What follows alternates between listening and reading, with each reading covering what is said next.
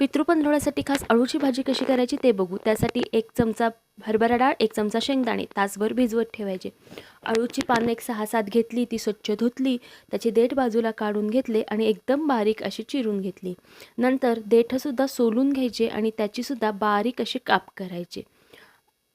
आता मिक्सरमध्ये हा चिरलेला अळू, भिजवलेले दाणे, भिजवलेली डाळ आणि ओल्या किंवा सुक्या खोबऱ्याचे एकदम बारीक पातळ काप करायचे, ते सुद्धा घालायचे। आता कुकरला पाणी घालून 3 शिट्ट्या करून घ्यायच्या। शिजवलेला अळू चांगला घोटून घ्यायचा। नंतर त्यात डाळीचं पीठ साधारण अर्धी वाटी घालून चांगलं मिक्स करून घ्यायचं, गाठी होऊन द्यायच्या नाहीत। त्यात चिंचेचा कोळ, गूळ घालायचा। आता फोडणीसाठी 3 चमचे तेल गरम केलं, त्यात मोहरी घातली, हळद, हिंग आणि मिरच्या घातल्यात।